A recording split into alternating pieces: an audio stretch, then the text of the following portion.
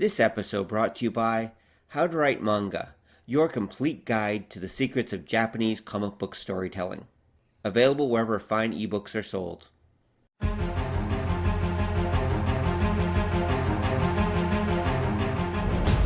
The world has gone insane. Cosplayers rule the conventions. Gamers dominate the tabletop and the internet. Sci-fi subjugates the movies, and fantasy rules the bookstore with an iron fist. Only one group can bring order to this unruly mob. A team of uber geeks, masters of the nerdly arts, trained for decades in the hobby shops and basements of the nation. Mobilized by the secret masters, they are the Department of Nerdly Affairs. Hello, and welcome to the Department of Nerdly Affairs. I'm your host, Rob Paterson, here with my co-host, Don Chisholm. So tonight, I thought we'd talk about speculators. Yeah. Because speculators are evil? Or maybe they're a necessary evil. I mean, I can see some actual good that speculators do. See, I can maybe think where you're getting at, but I'd have to overall disagree. Okay, well, here, can I tell you a story? Okay. It's story time with Rob. Woohoo! Everyone gather your children around, and I'm going to tell a little story. So when Rob was a little one, back in the 1970s, Rob discovered comic books. And Rob started collecting comic books, going down and mostly buying them from the 5 and 10 cent bin because they were that cheap back then, folks. And I would buy as many of them as my allowance would allow, and I loved my comic books. But the thing is, as a kid who collected comic books, while my friends generally liked comic books, I did notice that society in general did not respect comic books very much. They didn't really think much about comic books. And as I got older, I learned to kind of stay a little quiet on the whole, I'm a comic book collector kind of thing. Even though I loved my collection, I loved reading them, I loved buying more whenever I could. But generally speaking, except for my small circle of somewhat nerdly friends, I didn't talk much about it because, I thought I'd be ridiculed. Then, in my, we'll say, grade 10 year, somewhere around grade 10 or so, an amazing thing happened. Comic books suddenly became valuable, kids. Comic books actually became something that were a big social phenomenon, and collecting comic books actually became cool and socially accepted because someone had discovered that comic books, especially old ones, could be worth a whole lot of money. And so because of that speculation market that existed, suddenly collecting comic books were cool, and my geeky hobby was being much more accepted. And in fact, I even had the cool kids in school actually trying to talk comic books with me all of a sudden. And that was respect and something that I'd never had before. It really brought my hobby into the forefront. And so that's why, when it comes to speculators, I don't mind them because I think in a lot of ways they help drag some of the nerdly arts into the mainstream in ways that can actually be positive for our hobby. Okay, that's the end of my story time and why I don't mind speculators that much. Okay, now, your turn, Don. Rip them apart. I was going to say, and here's why you're totally wrong. You're not totally Okay, wrong. Tell me why I'm totally wrong. Not totally, but to go back to the good old days of my misspent youth, I too was a fan of comics, but right? I tended to prefer the undergrounds, the imports. I used to get mine at the bookstores because I'd buy the compilations from out of Europe.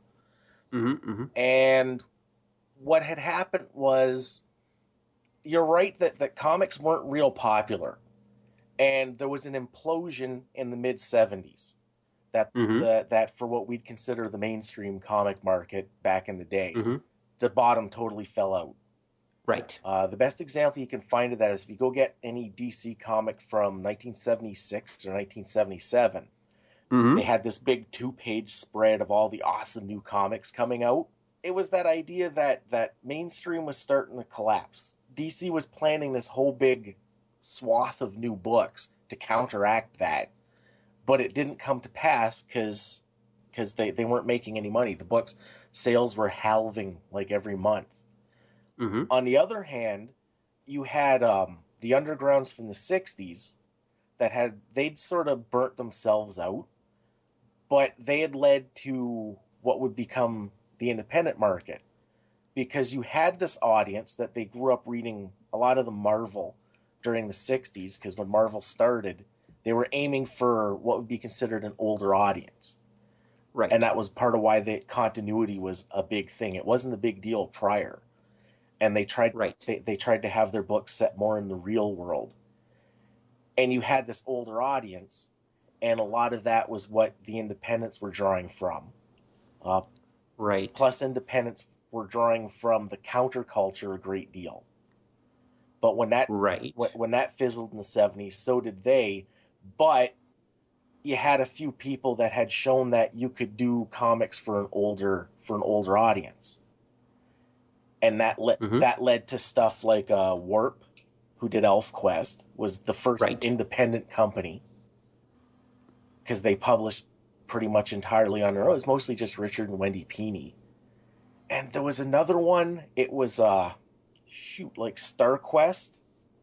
It was Star something. And if you read like the old Charlton comics or the old Gold Keys, you'd see like a half-page ad for it. Right. And that was another independent comic. That was somebody else was putting that out. And again, it was this idea of aiming books for an older audience. Okay. What had happened as the culture shifted and the counterculture started dying out, you had the counterculture stores. Right. They used to call them head shops that would sell like your hippie beads and, right. and things that were totally not meant for smoking marijuana. It's for tobacco. No, in no way were those things meant for smoking marijuana. No. But they did come in glorious colors, and they made good planters for your plants. They did, but no, it had nothing to do with weed, man. Nothing to do with weed. Not at all. And for a lot of these stores, the underground comics that they were carrying were actually selling. Right. And they continued selling those comics. And out of those is where you got like Kitchen Sink Press and Fantagraphic. Right. Companies like that who were dealing with undergrounds. Because those head shops became the first comic book stores. Really? I didn't know that, actually. Yeah, and that was because these guys had their own distributions set up. They couldn't sell to the newsstands. They weren't part of like the newsstand marketing. Right. They were marketing their own books, and they were selling, basically just printing them up and dropping them off at these little hippie shops. Right. So they continued doing that, and that was why comic book stores, as we know them, started in the late 70s, the very late 70s, and into the 80s. I don't know if you'd remember, but I remember you'd walk into a comic book store, and you wouldn't buy a Marvel comic there. You wouldn't buy Archie. They were for the books that you couldn't get anywhere else. I vaguely remember that, but for me, as a kid, I was still very much focused on Marvel and DC. Right. And especially older stuff, because my allowance wasn't that great. Yeah. So as an end result, I could mostly only focus on the bargain bin stuff, which mostly tended to be Marvel and DC. Yeah. Because you were probably going to like magazine stores and that too. Well, no, I was going to. We have an actual store here in London. It still exists, but it was under different ownership at the time, called the Comic Book Collector. Okay. I mean, I very clearly remember in the early 80s, I would go to the Comic Book Collector because my sister was taking Scottish Highland dance lessons. Okay. And yes, it's true. I'm outing my sister, but luckily I don't think she'll listen to this show. And so what would happen is it was in a building downtown right across from the Comic Book Collector. So while my sister was doing her dance lessons, I'd actually sneak across and go to the Comic Book Collector and like go through the bins and things like that. Right. And use my allowance. That was how I spent many of my Saturday mornings as a elementary school student. Right. Going into those bins and going through them. So I do actually, wow, it might even been the late 70s, not even the early 80s, but it's around 1980, somewhere around that area. Okay. So I do remember that, but I don't remember. I mean, I remember that there were books in the comic book store that were definitely not just Marvel and DC. I do remember that. But I think the Comic Book Collector, the store, was clearly catering more towards a mainstream audience. Right. They were trying to be mainstream, and so as an end result, most of what was focused on was Marvel and DC. I do remember going there to get non-Marvel DC stuff when I was a teenager. I do remember that when I was buying Eclipse, Eternity books. Oh, Comico, of course, yeah, Comico books as well. Okay. Like I kind of got into some of the alternative stuff, but that wasn't until I was an older teen before I really got into that stuff. Unlike you, of course, who started when you were very young, getting into the alternative stuff right away. Yeah, because we had when I was a little kid, and this would be like mid 70s, we had a store downtown. It was a magazine store, right? But they carried a lot of comics and they carried a lot of back issues. This is one of the first times I saw back issues carried anywhere. But they did a lot of the they brought a lot of the imports over, and they carried a lot of the comic magazines, like the old Warren stuff. And that was one of the things that when I was a little kid I'd get into. Right. I remember seeing those in magazine stores, odd magazine stores, but not in actual comic shops. Not here in London, anyway. Yeah, and that's where I say this place was a newsstand. Because they also carried all kinds of newspapers from around the world and that. But that was the start. The first comic shop we had in Windsor was a place called Paper Fantasies. Right. And it was one of these places that you went into and you wouldn't get stuff that you'd find on a spinner rack at 7-Eleven. And this for me was one of the good things, because they carried a lot of the weirder independents. Like that would be, I want to say 80 or 81, because it was just after Empire came out. And yes, as a kid, I used Star Wars movies to mark different eras of my life. Well, it's a given that you're using pop culture movies like Star Wars to mark different eras of your life. I mean, that's truly a given. I'm among my people, but... You are indeed among your people, Brother Don. You are indeed among your people. Okay, so those magazine/head shops eventually evolved into comic book stores. Right. Okay. And they were places where you got what became known as the independents. And that was where you got First and Eclipse. Pacific was another one that was pretty big at them. Apple was another one. Yeah, Comics, before they got sued into oblivion by Apple. Actually, I don't think they lasted long enough to get sued by Apple. No, they weren't around too long. So, but that was the early 80s, and then what you had happen was the black and white glut. Where, because the Ninja Turtles took off and made more money than God. Yes, they did. Everybody jumped in doing black and white comics because they figured it was a way to do easy money. Right. And the problem for the stores was they couldn't do returns. Right. On the newsstands, like 7-Eleven, that could do returns after a certain, I believe it was 2 months. You'd send books back and you'd get a refund. It's like, how have you ever been a paper boy? How newspapers work. No, was never a paper boy. I never got into grit. That's too bad. You missed out on America's newspaper. I know I did, and I truly regret that, but it's a side effect of being Canadian, I'm afraid. Anyway, so... But yep, I avoided being a paper boy. Okay, go. Good plan.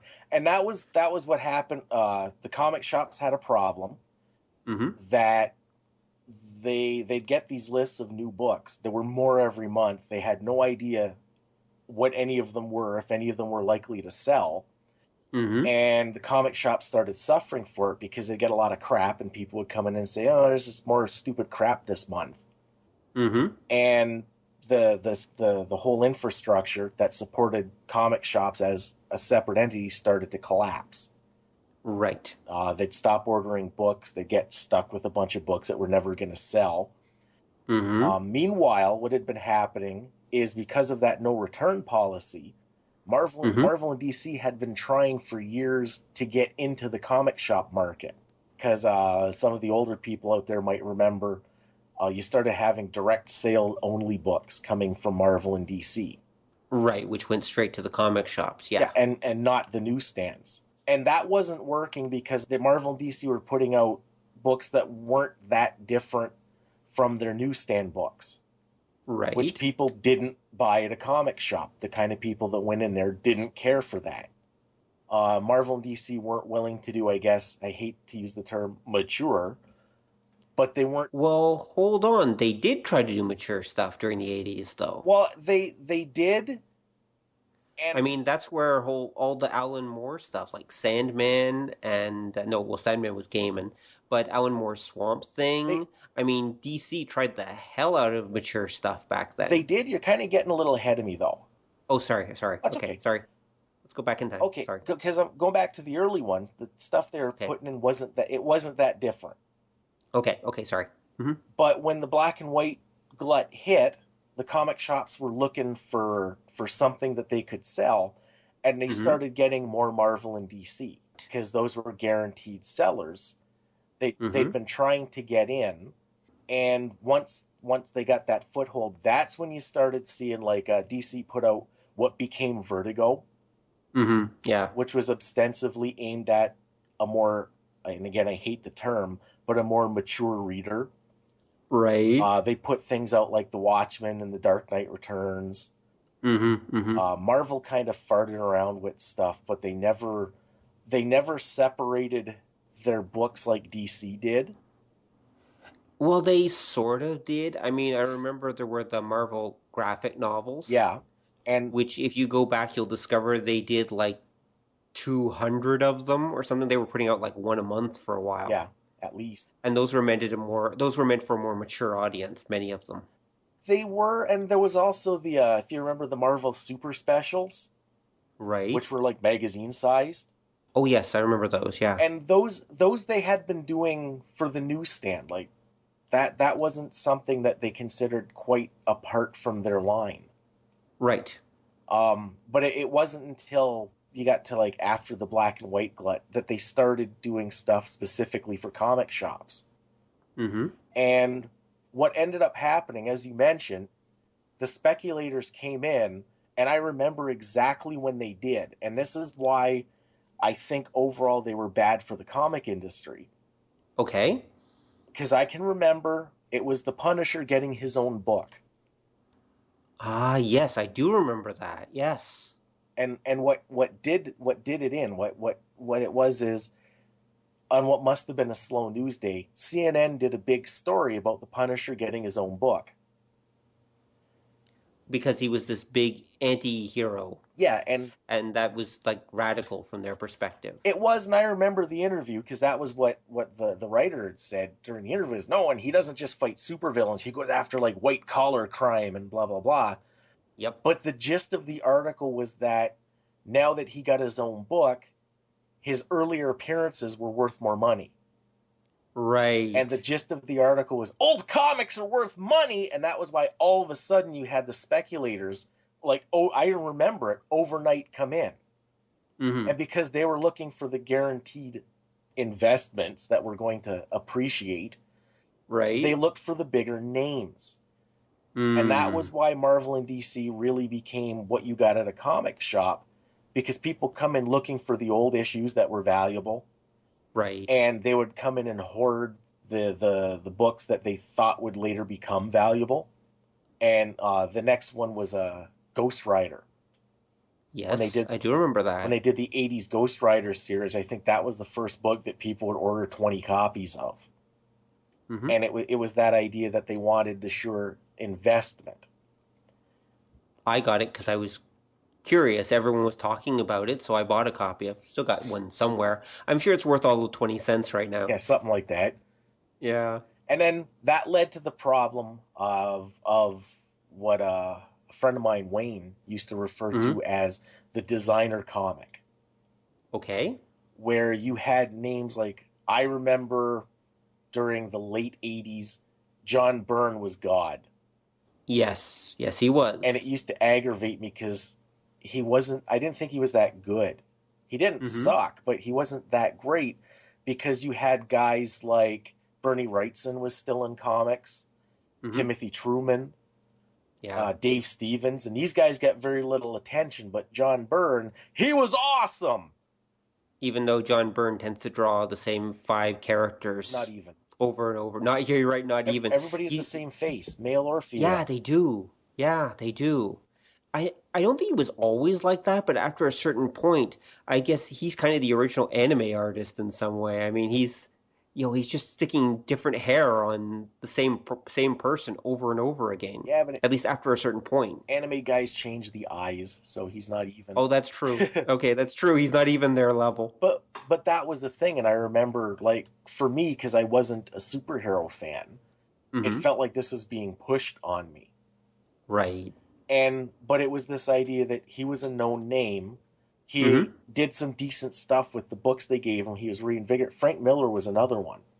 That he did Daredevil stories that didn't suck by turning them into, like, noir detective stories. Right. And everybody went crazy. And then that name started selling more books. And where I say the problem came in was that took the focus out of content.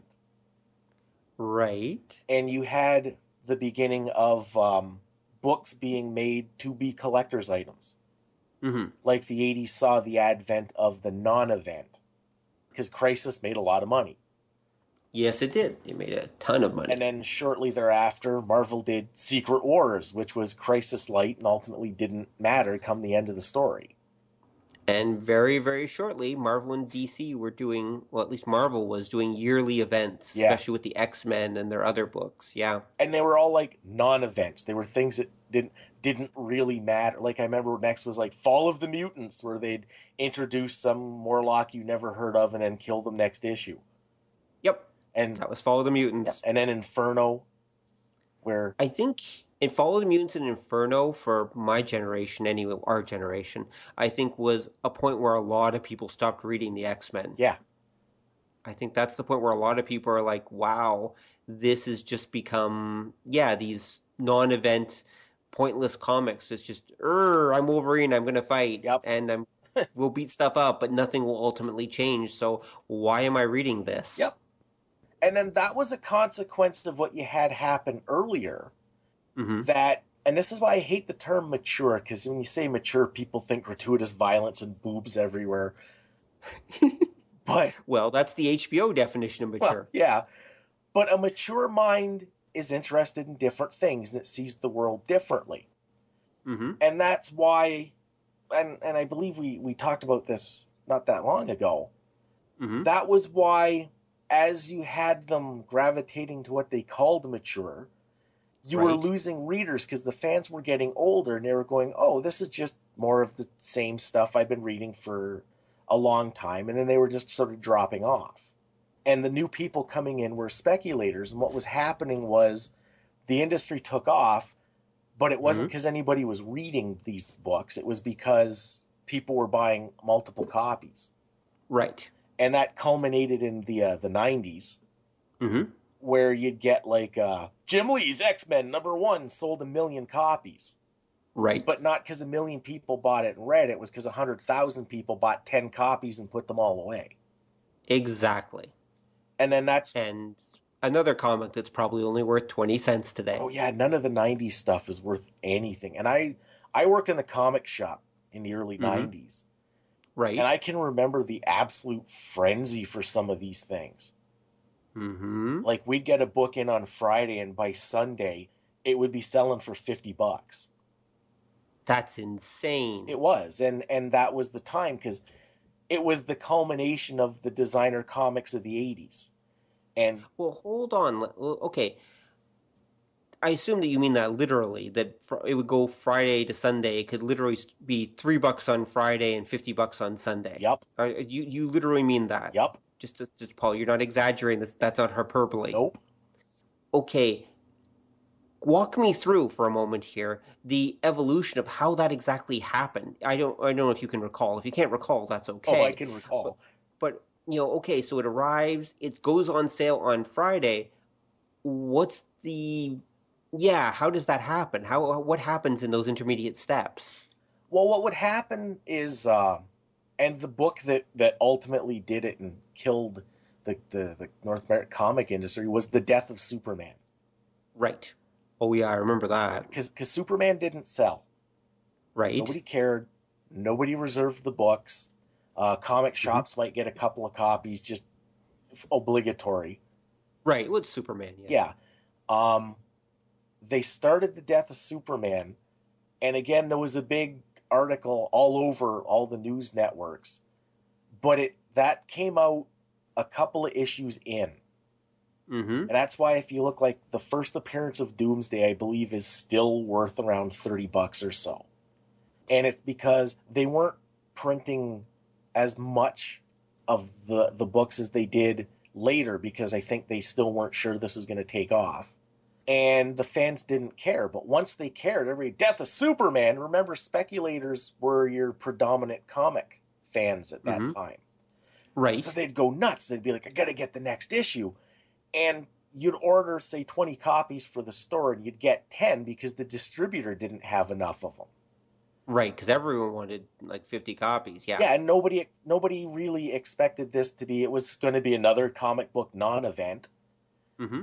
But you'd get that, and the comics would come in, and the guy, Todd, who ran the place I worked, was a super savvy business guy. And when he ordered them, he kind of thought something like this might happen, not to the degree that it did. Right. So he'd put away a few store copies. Mm-hmm. And the books would come in, they'd come into all the comic shops, and they'd sell out right away on Friday. Right. And then all day Saturday and into Sunday, you'd have the people looking to get as many of these as they could. So the book would come in and sell for like $3 Friday.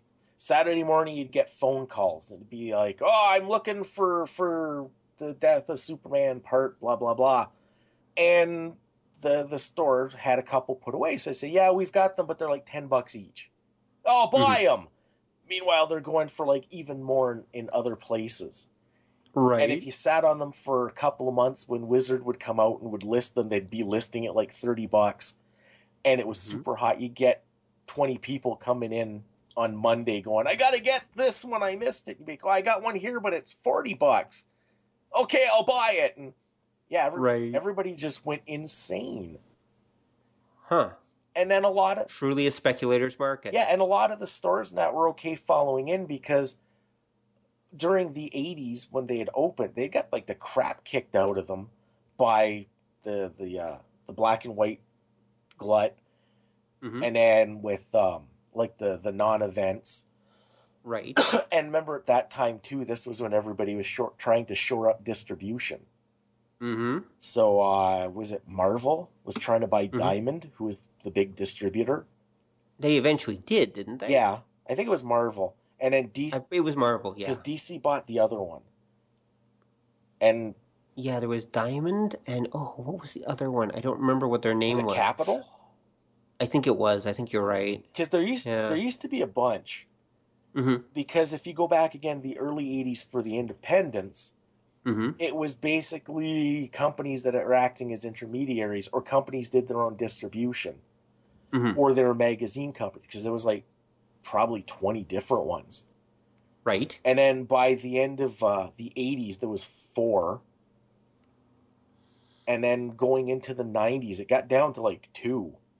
Yes, it did. And then did we get below 2? Did we actually get to 1 at one point? I think we might have. I kind of lost interest by the late 90s, because I didn't... Well, I had 2, so that's why I don't really remember, yeah, I'm afraid. And I went back to getting my books at a bookstore. I know. Philistine. Yeah, I know. Okay. But that was the speculators market. And it tanked the industry because the company started milking it, and anybody who was a comic reader in the 90s remembers, like, 15 variant hollow foil glow-in-the-dark covers. I do remember that, yes. I remember them. And everybody was hoarding, and everybody was hoarding, and everybody was hoarding, and literally overnight the bottom fell out. Well, yeah, because eventually people realized that everyone had giant hordes of these things, and they'd be worth nothing eventually. Well, yeah, and what happened was they did the Reign of the Supermen, where 4 different Supermen came back. And that was... The sales of those books was kind of starting to peter out. Right. And a lot of people... Because at this point, everybody was an industry insider. So everybody knew what was happening, and a lot of guys started to sell their Death of Superman books. And there wasn't... I can't help but wonder, sorry to interrupt, I can't help but wonder if the internet was actually playing a role in that too. In the early 90s and mid-90s, because remember, the internet, or the World Wide Web properly as we know it, starts about 93. Yeah. Okay, so you've got this slow build-up. but by the late 90s, we're getting, well, we already had the listservs and the other online chat areas where mostly geeks were talking to each other, but at least there were starting to be places where people could compare notes. And I have to wonder if those places where people compare notes, blogs, and websites were starting to actually have an effect on the comic market, and they helped to make everyone realize just how many of these copies were going around and how pointless this all was. Looking back, I think you're sort of right, but I don't think it affected comics as much as it did the next speculators market. Ah, okay. Which was action figures. Really? Yeah. See, action figures are not my area, so I wasn't aware. I guess I was kind of aware that for a little while there was a bit of a action figure speculators market, but okay, so there wasn't. Let's hear about that then. Well, it was the same idea. Mm-hmm. As the comic thing, because the comics were petering out, Mm-hmm. and if you remember, by the mid '90s, Marvel and DC and sometimes Image were trying to market their product. Right. Image is what killed the comic industry, Mm-hmm. and it's not their fault, but it was again the ultimate realization of the designer comic, Mm-hmm. that people would buy anything with Jim Lee's name on it. Right. And so they eventually expanded out, if I remember right, into action figures, Yeah. mostly Spawn figures. Yeah. Although, if I remember right, given their playability, in-action figures would be the better term for them. And I think we called them that back in the day, too. Oh, I'm sure we did. And it was true because Todd McFarlane is the one who did it, because he wanted to market the hell out of Spawn. Mm-hmm. And that's why he got into the action figures, and that kind of started the collectible action figure market, because they sold them in comic shops. Mm-hmm. And people would see, there's these other things based on these characters, and you got a big speculator market, and they did limited releases, and then that took off. Mm-hmm.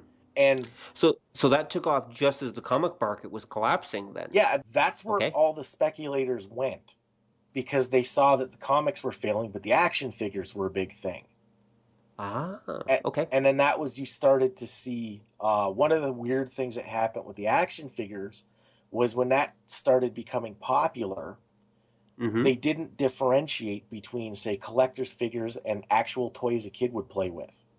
Right. Because there's all kinds of stories about, say, the mid-'90s, late '90s, of like, the quote-unquote comic book nerd types stocking Toys R Us and waiting for them to open so they can buy 15 of whatever it was that came out.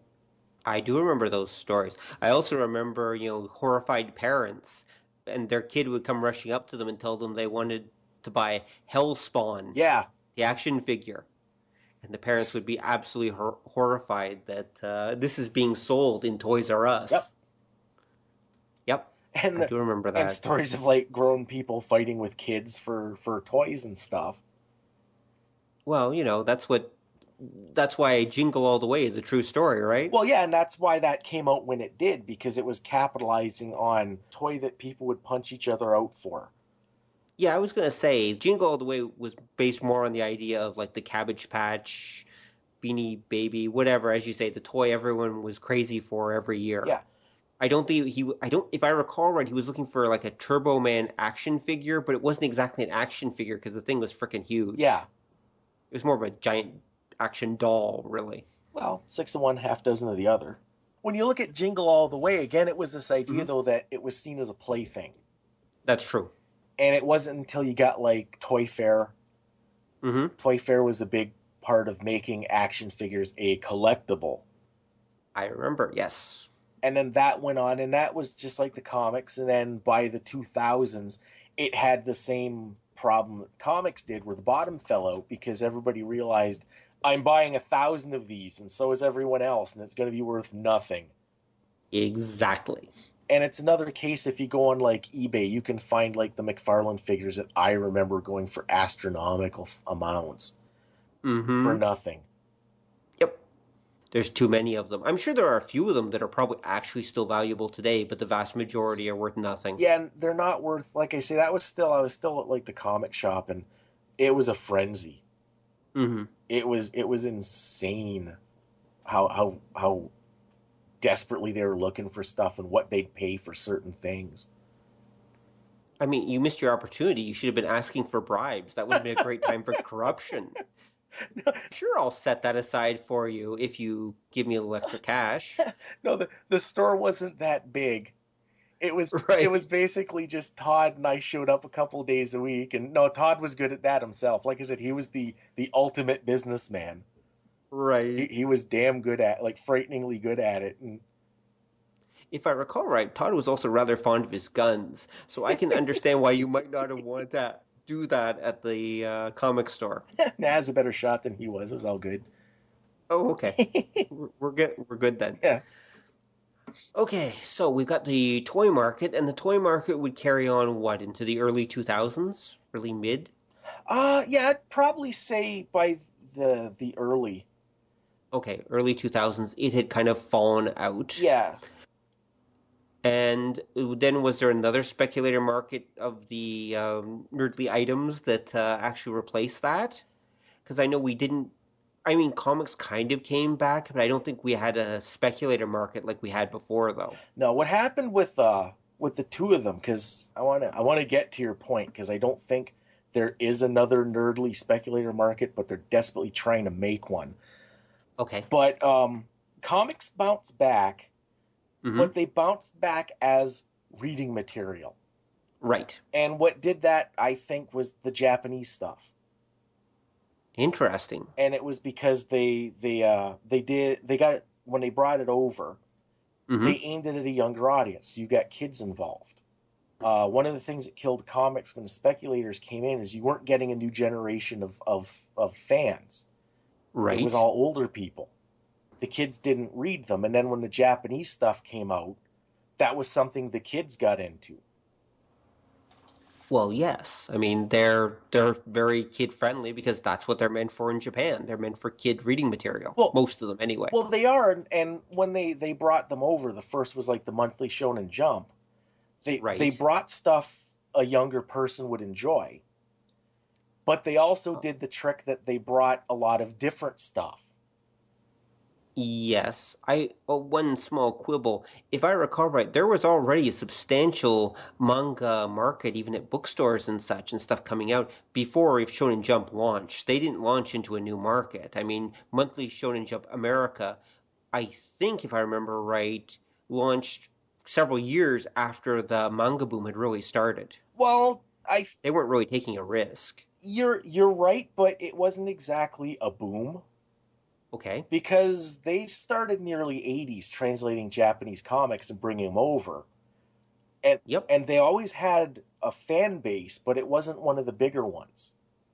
And when they brought the monthly Shonen Jump over, it took off because you had like the Yu-Gi-Oh cartoon, the Pokemon cartoon, which kids liked. Right. They brought kid-friendly stuff over. Right. And then they brought a variety of it. So they brought comedy, and they did the soap opera stuff fairly early.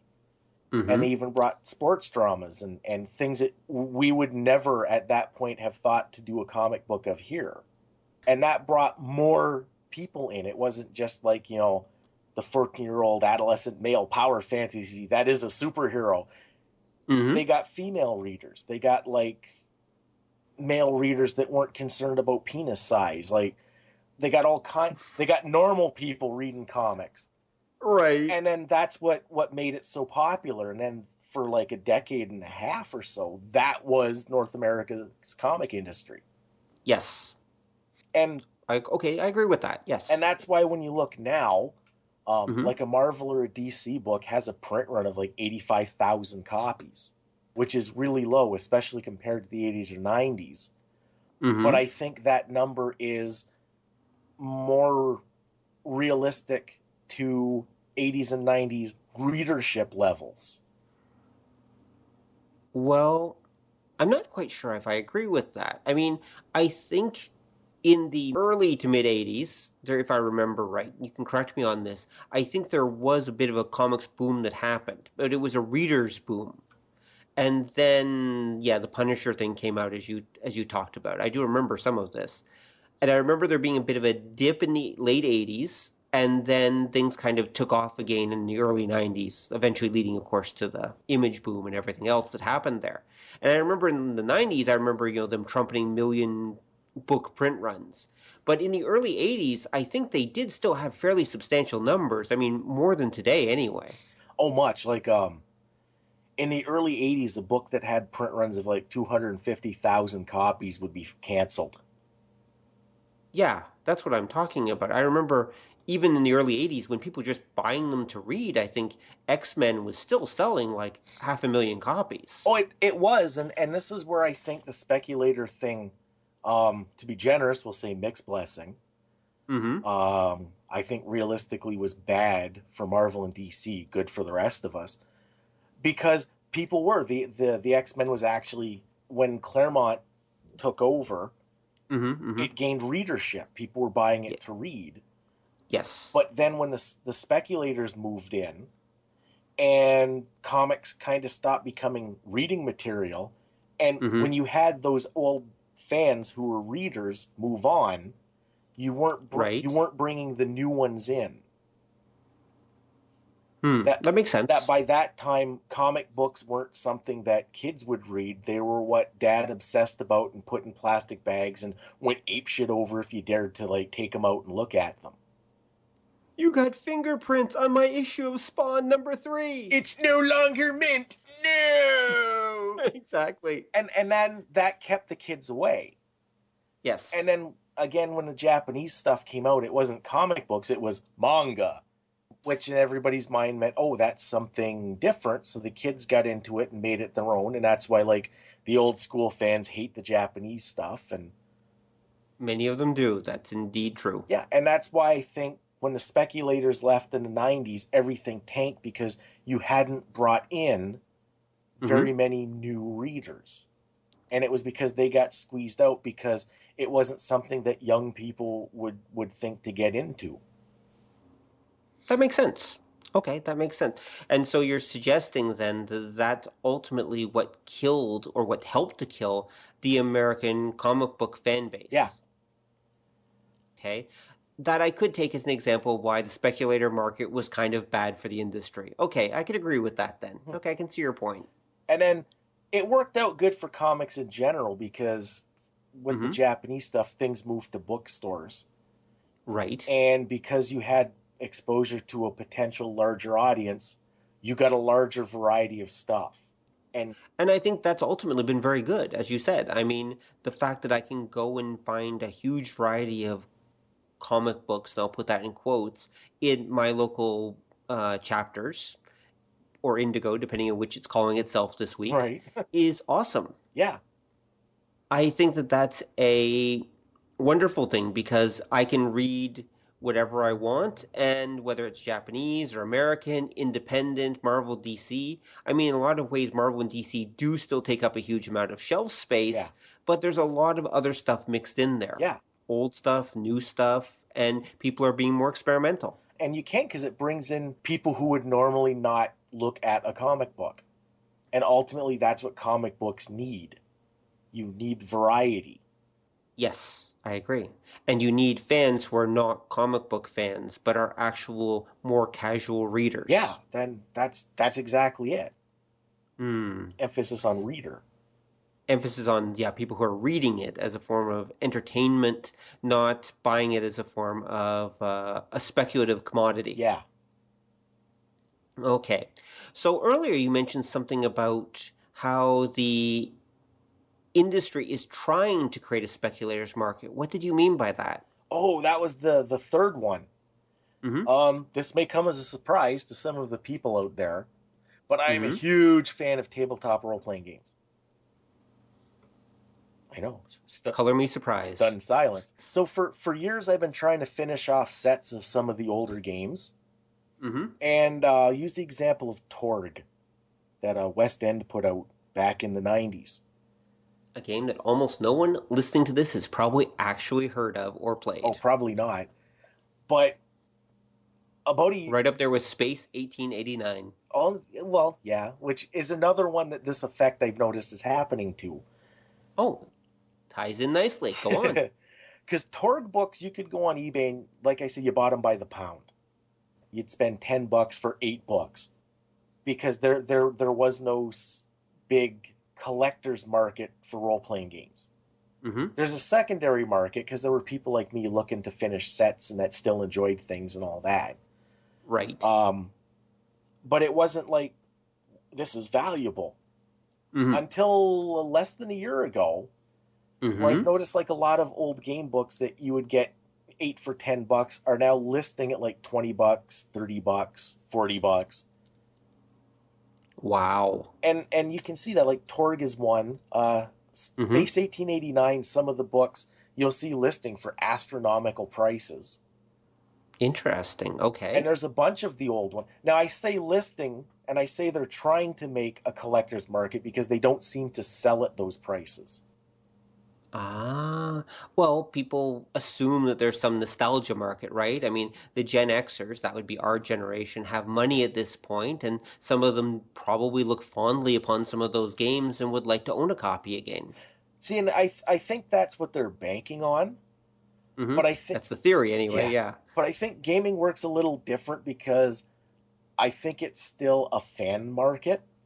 Right. That people would buy the book not to as an investment or even necessarily nostalgia, but because there's an intent to use it. Yeah, they actually want to play it. And then topping that, a lot of the old games are available now as PDFs. Yes, that's one of the things that's going to kill the value of games. I mean, why should I pay $40 for a copy of Space 1889 when even probably Drive-Thru RPG probably has a download of the PDF of it for like $3 that's indexable, searchable. I mean, I can print it off if I need to, etc. See, now that's a sticking point though.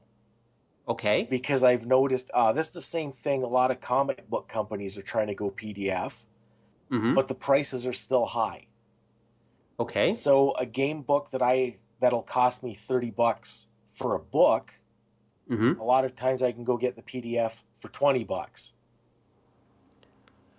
Right. Well, that's the result of companies trying to keep it artificially high. Well, it's that, and I think a lot of them don't know what to do with them. I can see that too. Like the whole digital publishing thing, I think is lost on a lot of the bigger companies.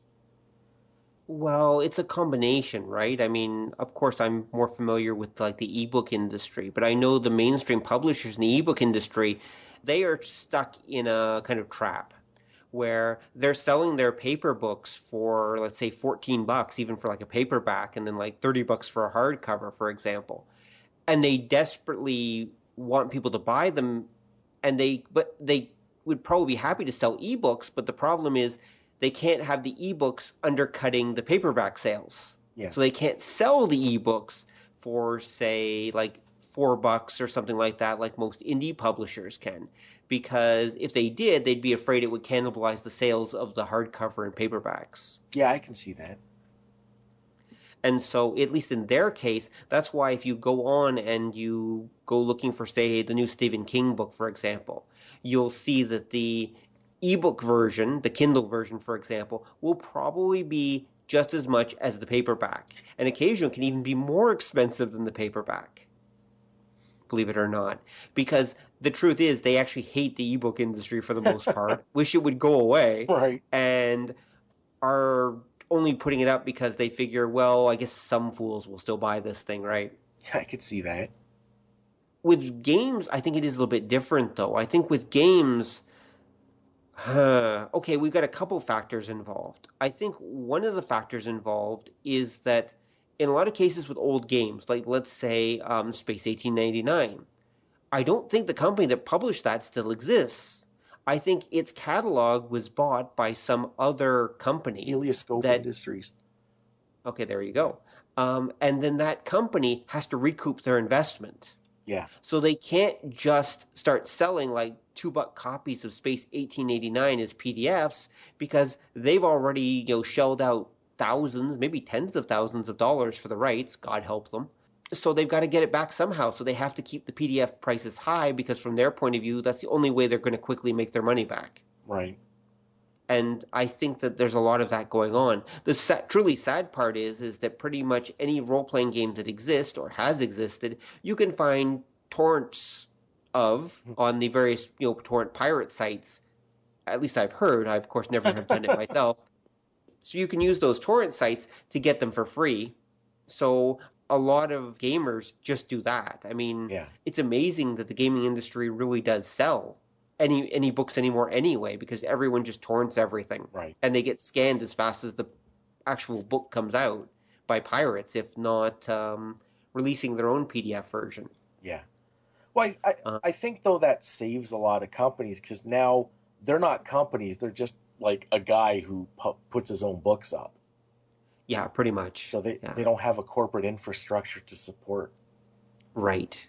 I mean, I know with some of the companies, what they're running into is some people are buying the rights or holding on to the rights for old games, and then they're using digital publishing as a way to keep the rights by claiming that they're still in print, right? Because they're still available online, so therefore the original creators can't get their rights back from the company because they're still in print. Yeah, I could see that. So that's become a fight. I think that fight happened with the game Villains and Vigilantes, if I remember right. I don't know how that's turned out, but I know they were fighting over that. A lot of the fantasy games, unlimited games, Yeah. were in that situation where they were sort of in print thanks to like e-published editions, and the person who holds the company rights was claiming that the creators couldn't get their rights back exactly because they were still in print. Yeah. So okay, so the gaming market is definitely being hit by speculation right now, for better or for worse. Well, it's the idea that I don't know if they're not hit by it, but somebody's trying really hard to get them hit by it. Well, I think from what I remember and have seen it's been a while since I really looked at games on eBay, but even a number of years ago, I do remember that there were certain games that would go for really high prices. Well, that would list for high prices. Okay, valid point. That would list for high prices. Where they actually sold them or not, like especially for example some of the old FASA Star Trek role-playing games, I think actually the modules, for example, in some of the source books, which I could understand are a little bit rarer. They probably only had like 1,000 to 2,000 copies printed of many of them. Yeah. And I've seen some of them go for high prices on eBay. There's a couple of them I think that are worth quite a bit, aren't there? There are, but there aren't, because again, it's the market's wonky. Mm-hmm. And I think it's to compare it to the other two examples we use. There's no role-playing game Toyfare Magazine or Overstreets or Wizard. Right. So there's no price guide.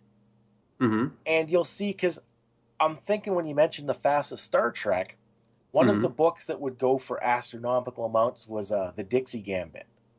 Mm-hmm. Oh yeah, I remember that one. That it would list for like $50 and up. I think I actually have a copy of that somewhere in my archives. Yep, because I just got one off eBay for like $15. Oh, okay, that's good. Which is more than I'd like to pay because I'm a cheap bastard. Mm-hmm. But it's that idea that a lot of these, if you look, really cheap copies come around eventually. Right. And those are the ones that are selling. But you still see people listing them at huge prices. Mm-hmm. The FASA Doctor Who game. Yeah, there would be a rare collector's item. Yeah, there was one adventure that I needed to finish my set, and I never saw it list for under $75. That does not surprise me in the slightest. They did not print that many copies of that game. No, especially because this is like one of the last ones, and it had a low run because sales were down. Yeah, even back in the day, I remember that was actually you could see modules for it, I remember, in the hobby shops, but the actual rule book, the actual source, was actually fairly rare. Yeah, I know some of the supplements were. Mm-hmm. But the thing is, I'd see it was the City of Gold adventure. Right. And it would list for $75. Mm-hmm. And these were eBay listings that I'd seen up there for like a decade. Wow. Because they didn't sell. Nobody wanted to spend that much. Mm-hmm. And eventually a cheap copy of everything will come around. That makes sense. But like I say, there's a lot of... It could be what one website referred to as the Crazy Grandma Price Guide. Okay, what's that? That's where everybody thinks, it's old, it must be valuable. Right. That makes sense. Yeah, and because you don't get people aren't shelling out big bucks for a lot of this stuff, it's not catching on. Well, yeah, supply and demand. You have to have a demand. I mean, you can raise the prices all you want, but if no one's buying, there's no point. Yeah, well, it's perceived supply and demand. That's very true. But then again, that's what the whole like futures speculation market, even in business, is based on, right? Yeah. Perceived supply and demand. Yeah, we saw how well that worked out a few years back. Yes, we did. Yeah, 2008 will be remembered for many years. On that note, actually, I think we better wrap this up. Okay. We're starting to run a little low on time. Okay, since I mentioned futures, what do you think will happen? Will we get another boom of some nerdly article of choice or toy of choice, or has the fact that we've created a society based on digital information, and so scarcity is really, a scarce product like a book really isn't that big a deal anymore, going to prevent such markets from happening again? I think it'll definitely happen. It always does. Right. But I think because, like you say, we're in a post-scarcity entertainment world now, right, those booms will be a lot quicker. So they'll come in, they'll hit, and then they'll be gone maybe in a matter of months or even weeks. Yeah, it'll be like CNN will do a story about Dungeons and Dragons used to be a book. And it'll be like, oh my God, I have to get all those books. And then for like a month, everybody will. And then it'll all stop because it's just too easy to find everything. Right. That's true. Well, actually, I think there is a bit of a D&D nostalgia boom going on right now. I was just reading how someone released a Gary Gygax book. Mm-hmm. There was just an article this week in The Atlantic about that. But anyway, although apparently it has some issues because some of it was, how can I put this? Some of it was kind of docudrama level stuff. Okay. Apparently the book reimagines a few certain scenes that occurred based on eyewitness accounts. So there's definitely been some, we call it nonfiction storytelling involved. Let's put it that way. Okay. About some of the events. But it could be worth checking out if you're a real D&D fan. But I've just been noticing more and more D&D related stuff popping up. Maybe it's, again, a side effect of fantasy and Game of Thrones and all that being popular right now. It is, and it's again, post-scarcity. Mm-hmm. Every version of the game that ever existed, people are putting new supplements out for.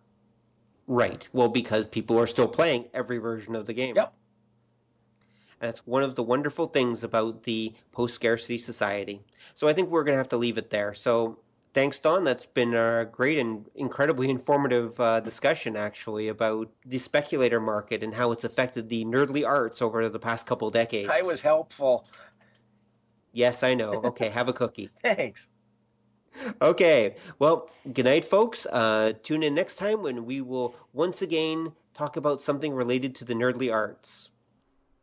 Thanks for listening to the Department of Nerdly Affairs.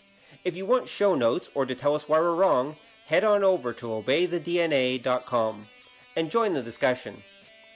If you enjoyed the show, please tell a friend.